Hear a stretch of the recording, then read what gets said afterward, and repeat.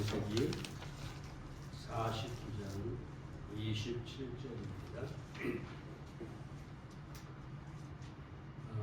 오늘 송년 예배라서 세월에 관한 이야기를 말씀을 드리려다가 그냥 창세기 말씀을 이어보기로 생각했습니다. 창세기 49장 27절의 말씀입니다. 베냐민은 물어뜯는 일이라.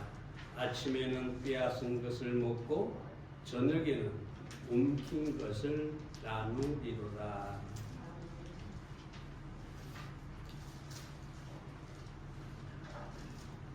베냐민은 야곱의 막내 아들이죠. 우리가 성경을 읽어보면 이 야곱이 베냐민에 대한 특별한 애정을 가지고 있었던 것을 보게 됩니다. 몇 가지 이유가 있겠죠. 가장 사랑했던 여인 라헬이 마지막으로 남겨놓고 간 아들이었기 때문이고,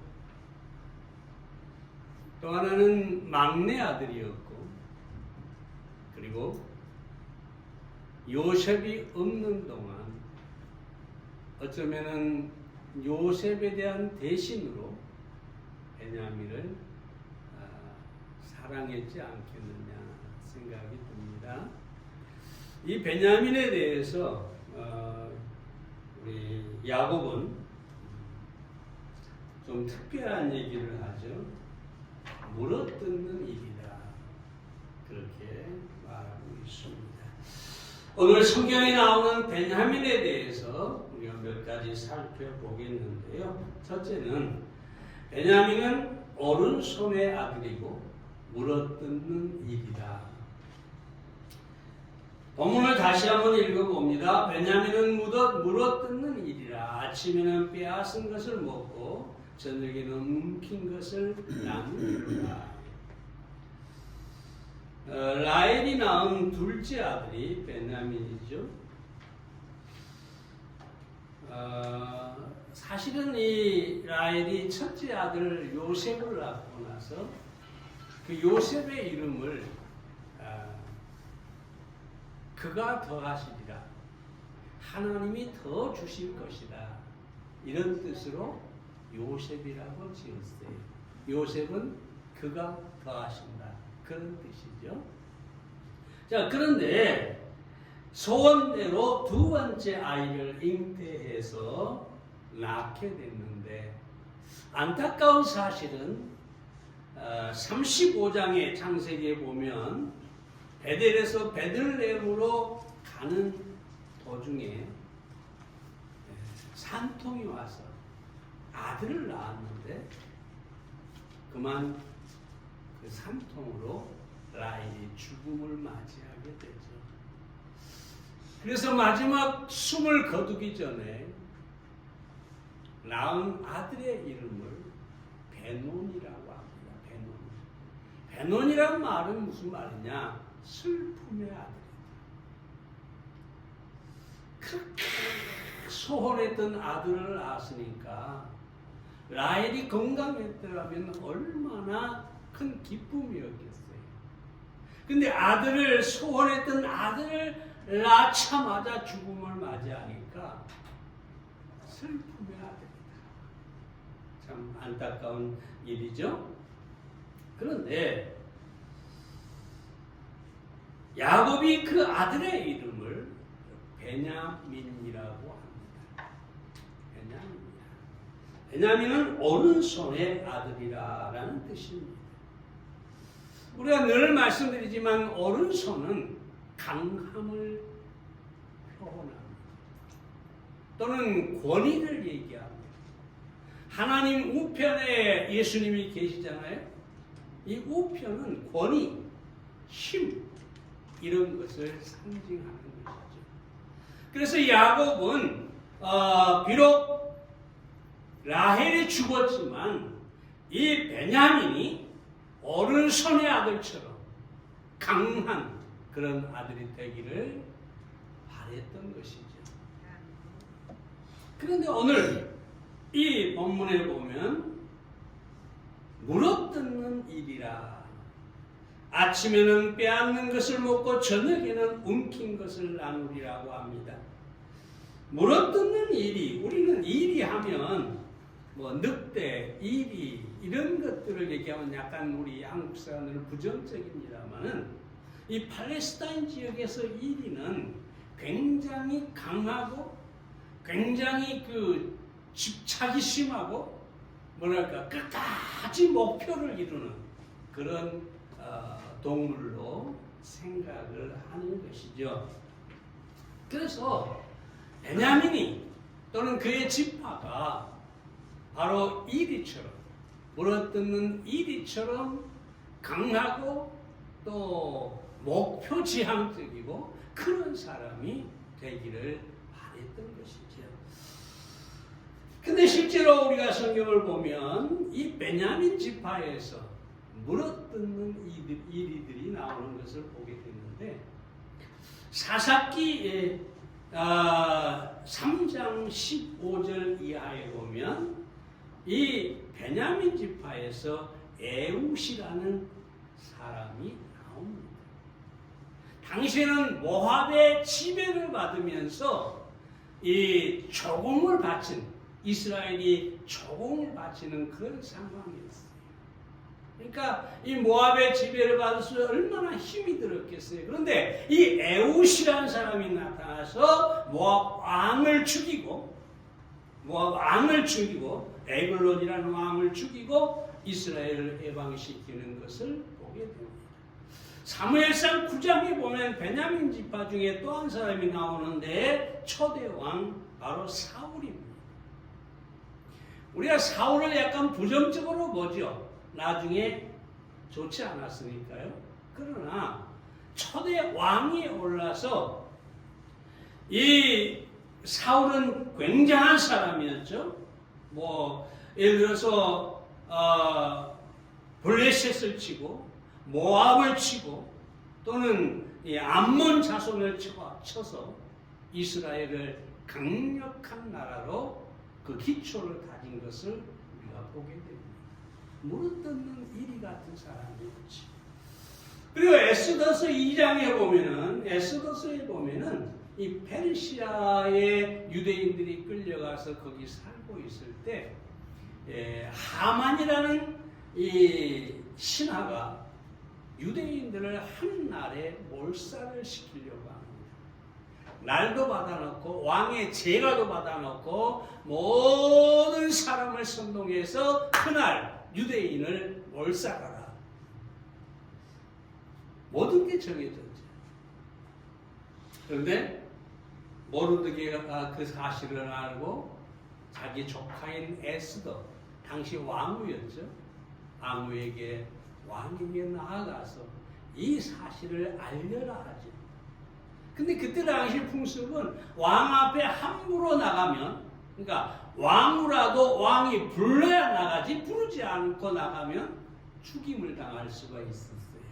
그래서 에스더가 그 유명한 말 있잖아요. 죽으면 죽으리라. 얼마나 대단합니까? 죽으면 죽으리라. 모든 사람이 이 하만에게 절을 하는데 모르드게는 절대로 허리를 굽히지 않습니다. 물어뜯는 이리처럼 강한 그런 모르드게와 에스더였던 거죠. 그들이 유대 민족을 그 죽음에서 건져내는 것을 보게 됩니다. 신약에서 또 유명한 사람이 하나 있어요. 누굴까요? 바울입니다. 여러분, 바울의 특징을 잘 살펴보세요. 완전히 물어뜯는 일이에요. 그가 예수님을 만나기 전에 그리스도인들을 핍박하잖아요. 만나는 그리스도인, 아니 만나는 게 아니라 찾아가서 그리스도인을 잡아서 감옥에 가두고 매질을 하고 심지어 죽였어요. 자기 지방이 아니라 저 다메섹까지 가서 그리스도인을 잡아 죽이려고 물어뜯는 이리 같은 기질을 가지고 가죠. 근데 가다가 예수님을 만나서 변화가 됩니다. 근데 저는 이렇게 생각해 봐요. 왜 하나님께서, 왜 예수님께서 이 바울 같은 사람을 사도로 선택했을까? 수많은 그리스도인을 죽이고 핍박하고 물어뜯는 그런 이 사울을 왜 사도로 불렀을까? 바로 그 기질 때문이라고 생각합니다.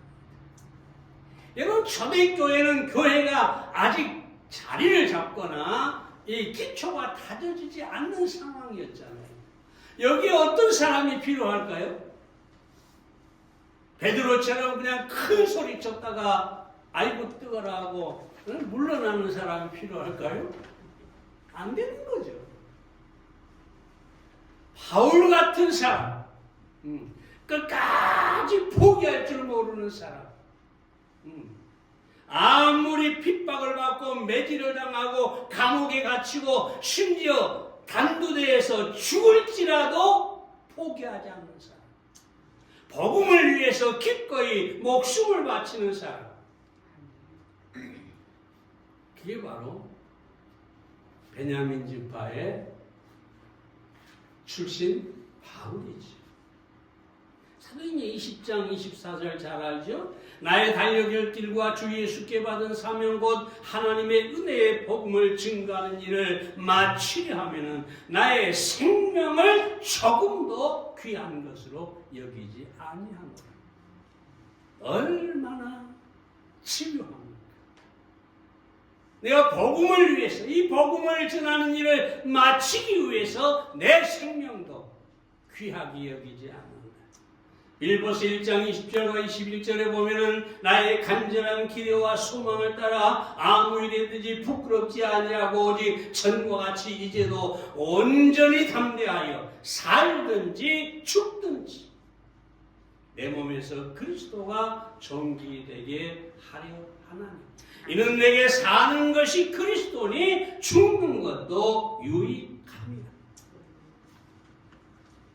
바울이 없었다면 교회가 어떻게 됐을까요? 물론 하나님께서 또 어떤 사람을 선택해서 교회를 세워 가셨겠지만 우리 주님께서 바울을 선택한 이것은 정말로 놀라운 일이었어요. 이 바울 한 사람으로 말미암아 당시 알려진 세계에 복음이 전해지고 교회가 세워지고. 사람 여러분, 우리가 물어뜯는 일이 하면은 좀 이미지가 그렇긴 하지만 교회는 이런 사람들이 필요해요. 주를 위해서 목숨을 바치고 주를 위해서 무엇인가 끝까지 하고자 하는 이런 기질을 가진 사람, 이런 사람이 교회 안에 필요합니다. 지난 한 해 동안 여러분이 주님을 섬긴 것을 다시 한번 돌이켜보세요. 과연 나는 주님을 위해서 무엇을 해보는가? 새해가 되면 나는 어떻게 주님을 섬길 것인가? 바울과 같은 이러한 물어뜯는 일이가 될 수 없다 할지라도 적어도 우리는 주의 일을 위해서 일의 흉내라도 내야 되겠다. 아멘이죠? 우리가 정말로 아파해야 합니다. 교회가 이런 상황에 처해 있는 것들을 아파해야 합니다. 뭔가를 내가 할 수 있으면 최선을 다해서 교회를 세워가는 이런 이리 같은 그런 새해가 되기를 바랍니다. 두 번째로, 베냐민은 하나님의 어깨 사이에 거했습니다. 신명기 33장 12절 말씀을 봅니다. 베냐민에 대하여는 일러스되 여호와의 사랑을 입은 자는 그 곁에 안전히 거하리로다. 여호와께서 그를 날이 맞도록 보호하시고 그로 자기 어깨 사이에 처하게 하시리로다. 이 말은 모세가 베냐민 지파를 향해서 하는 말입니다. 여기 보세요. 먼저 여호와의 사랑을 입은 자라 그렇게 얘기합니다. 여러분, 이 사랑 참 좋은 말이죠. 근데 나를 사랑하는 그 대상이 어떤 사람냐에 따라서 우리의 삶이 결정이 돼요. 만약에 나를 사랑한다고 말하는데 그 사랑이 삐뚤어진 사랑이다. 요즘 뭐 데이트 폭력이다, 뭐 결혼하고 나서 뭐 살인 사건이다 많이 나타나잖아요. 왜요? 사랑을 안 했을까요? 분명히 사랑을 하는데 그 사랑하는 사람이 불완전한 거지. 잘못된 것이죠. 그래서 이런 일이 생기는 거예요.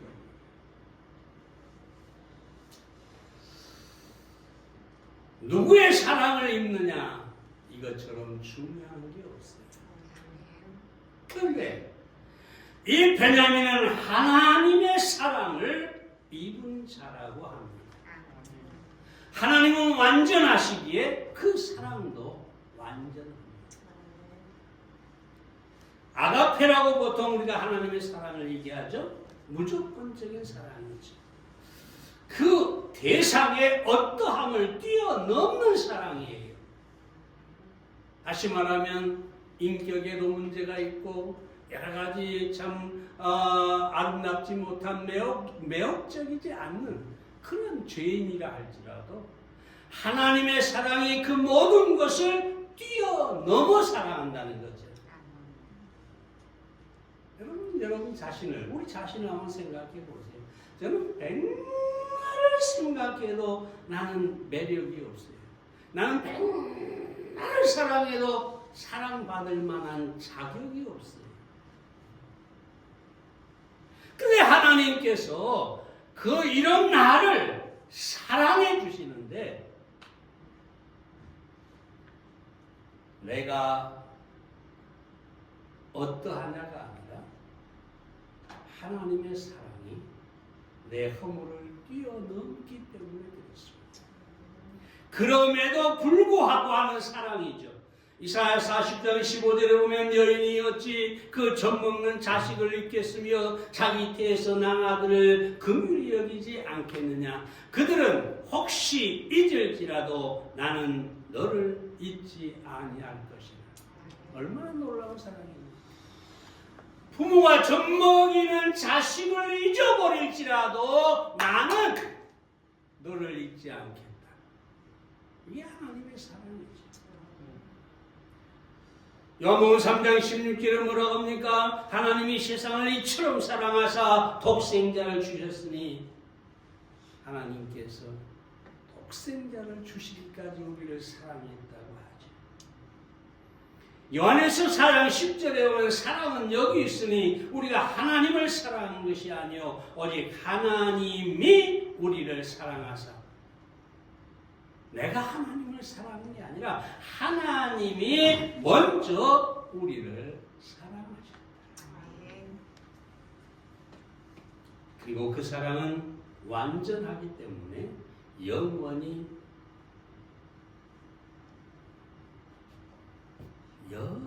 지속되는 거죠. 그 로이드 존스 이야기 대강들 합니다. 그 사랑은 중단되지 않으며 다시 시작할 필요도 없다. 중단이 돼야 다시 시작하죠.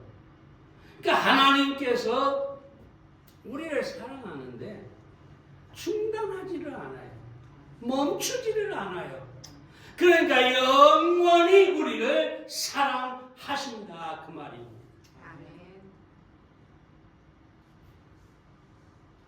FC는 이렇게 얘기했어요. 이 얘기도 자주 했습니다만 우리가 가치 있는 인간이기 때문에 하나님이 우리를 사랑하는 것이 아니라 하나님이 우리를 사랑하시기 때문에 우리가 가치 있는 인간이 된 것이다. 참 좋아하는 말이에요. 자, 술람미 여인은 아가서에 보면 술람미 여인은 햇빛에 그을려서 목녀니까 양을 치는 목녀니까 그냥 시커멓죠. 험악하죠. 늘 양떼를 몰고 다니는데 그 발은 어떻게 했어요? 그 손은 어떻게 했어요? 결코 매력적이지 않아요. 근데 솔로몬 왕이 술람미 여인을 만나서 첫눈에 반했어요. 바로 그 순간 술람미 여인의 가치가 달라진 겁니다. 그죠? 이전에는 그냥 목녀였어요. 양을 치는 여자에 불과했어요. 그런데 솔로몬의 사랑하는 순간에 이 술람미 여인은 엄청난 가치가 있게 된 거죠. 존귀하게 된 거죠. 왕의 수레를 타고 예루살렘을 향해서 올라가는 그런 존재가 된 것이죠. 자, 여러분. 우리는 하나님의 사랑 안에서 자존감을 가져야 합니다. 맨날 울고 나는 뭐 사랑받지 못할 사람이네, 나는 무가치 않네, 나는 정말 능력이 없네, 나는 뭐가 없네, 이러지 마세요. 하나님의 사랑을 입은 그 자체로 우리는 특별한 존재입니다. 여러분이 좀 부족한 것이 생기고 뭐 때로 범죄도 하고 여러분이 그런다 할지라도 이렇게 얘기하세요. 응? 나는 하나님의 사랑을 입은 사람이다. 솔로몬이 술람미 여인을 사랑하는 순간에 술람미 여인의 가치가 달라졌는데 하물며 하나님이 우리를 내가 어떤 존재겠어요? 우리는 천하보다 더 귀한 존재입니다. 온 우주와도 바꿀 수 없는 존재입니다. 하나님 안에서요.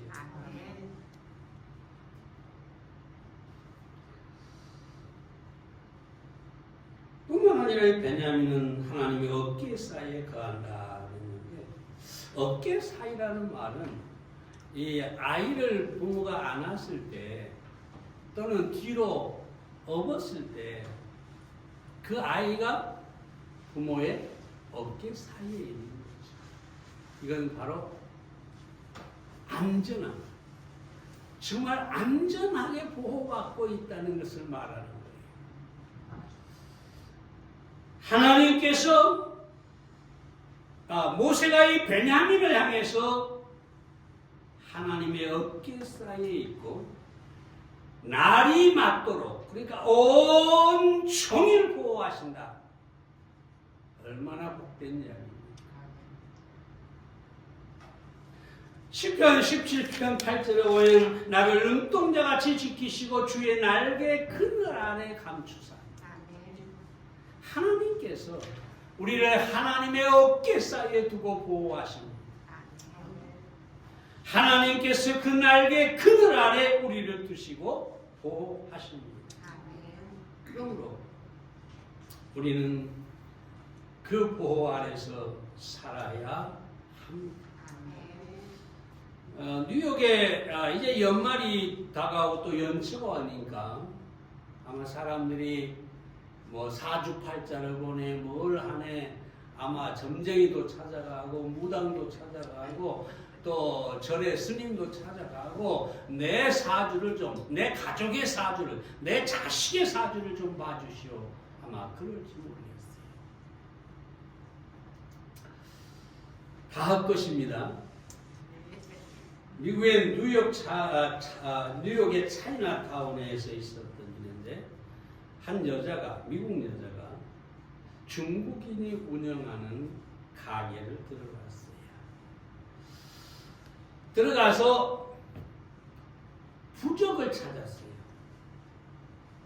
그러니까 이 가게 주인이 부적을 쫙 펼쳐놓습니다. 게임이 육여자가 물어봐요. 이 부적들 중에 어떤 것이 가장 좋은 것인지 알려주세요. 우리 아들이 배를 타고 남태평양으로 나갔어요. 정말 효력을 발휘하는 부적이 꼭 필요합니다. 그 아이를, 내 아들을 보호해 줄 만한 그런 부적이 필요합니다.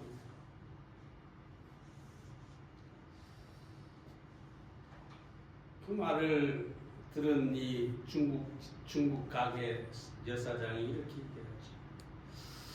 부인께서 원하시는 것이 있긴 한데 지금 여기에는 없습니다. 그래요, 제발 부탁이니 그것을 구해주세요. 가격이 얼마든지 간에 제가 꼭 사고 싶습니다. 그러니까 그 주인이 그렇지만 그것은 돈으로 살 수 없는 것이랍니다. 바로 하나님이시죠.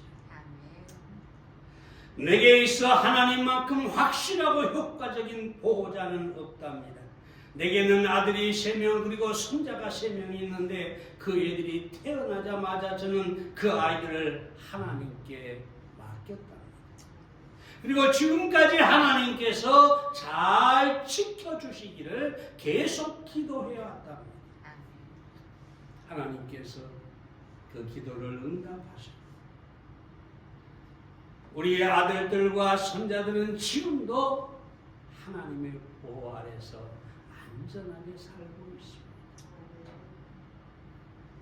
여기서 한 가지 의문이 드는 것은, 아니 하나님을 이렇게 잘 믿는 사람이 왜 부적을 팔았나?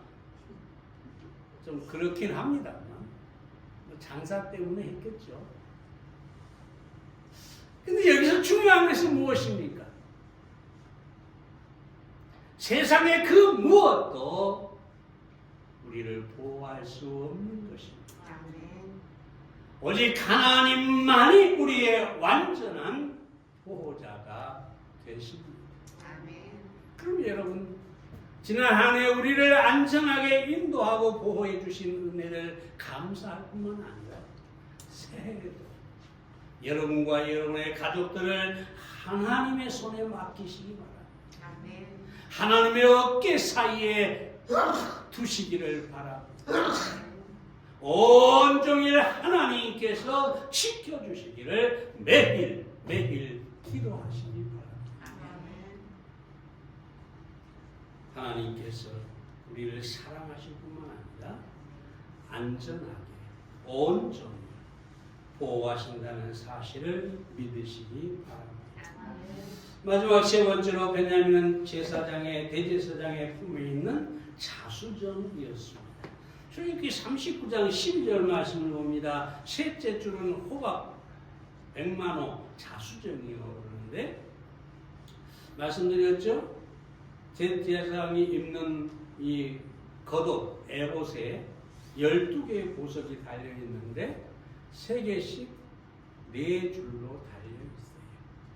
근데 그 세 번째 줄에 마지막 보석이 자수정입니다. 이 자수정이 베냐민 지파를 의미합니다.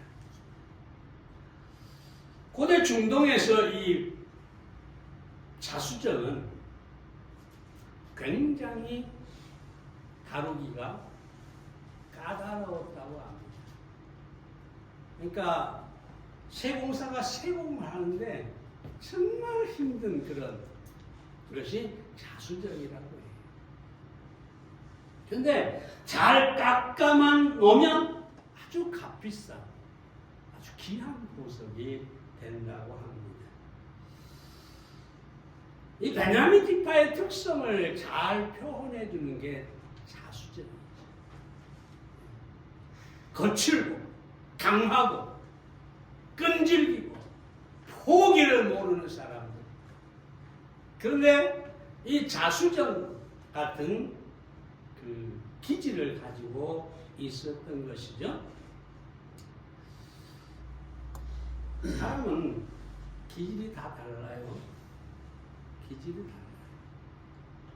팀 나하이가 쓴 책에 보면은 사람의 기질을 나누고 있어요. 기질.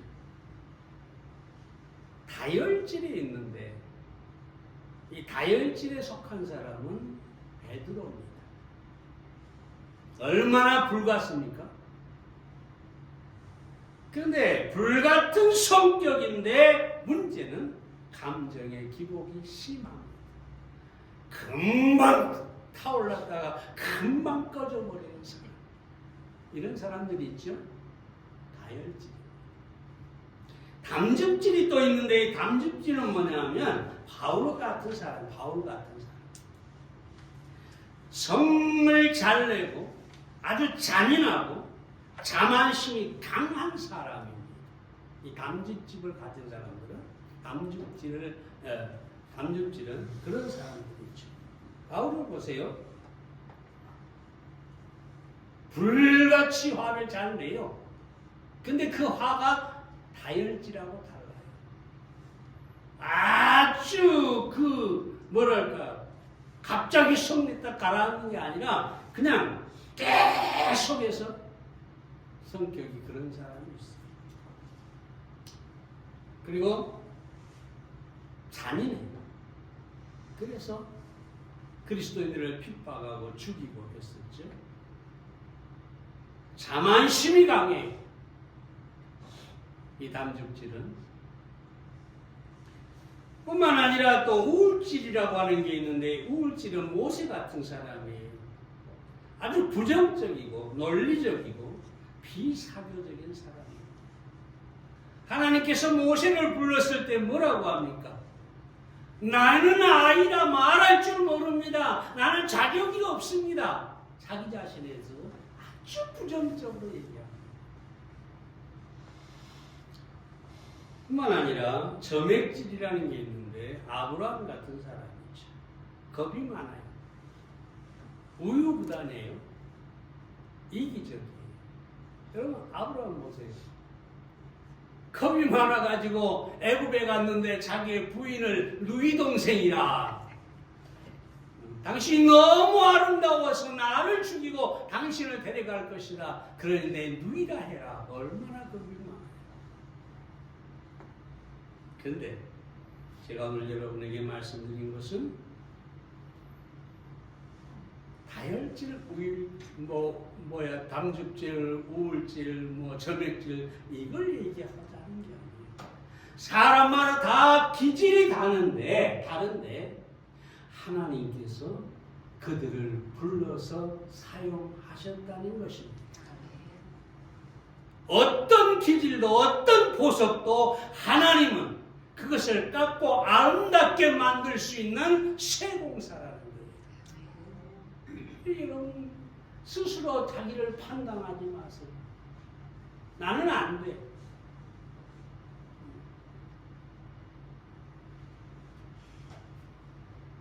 여러분들이 만약에 하나님의 손에 맡겨만 진다면 하나님께서 여러분을 빚으시고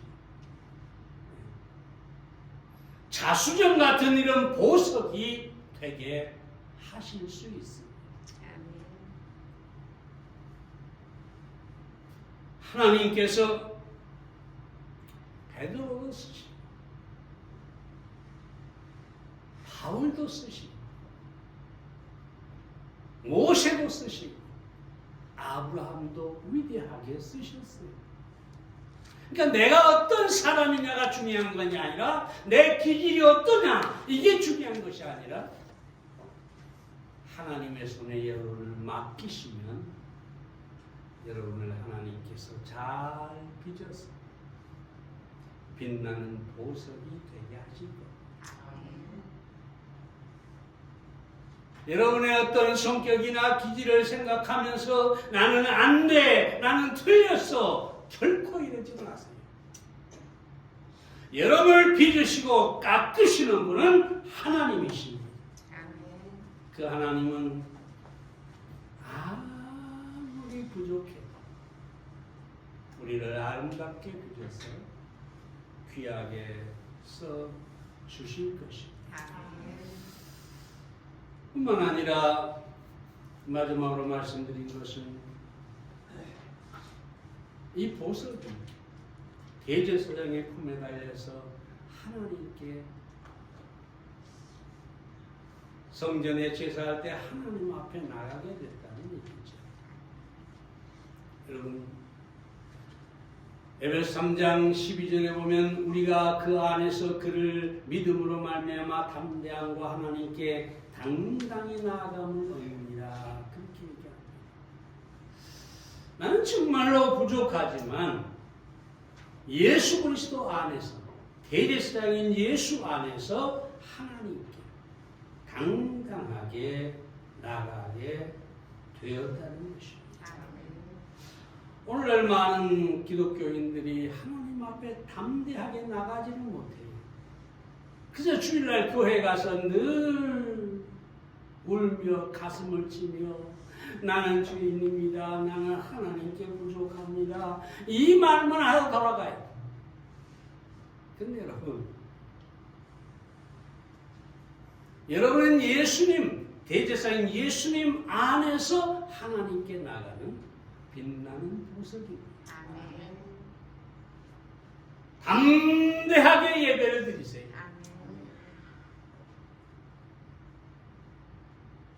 당당하게 하나님께 나와서 예배 드리세요. 그 예배를 하나님께서 기뻐 받으실 것입니다. 왜냐하면 우리는 죄와 심판과 지옥에서 이미 자유했기 때문에 예수 그리스도 안에서 담대하게 하나님 앞에 나와야 하는 것입니다. 기도하겠습니다.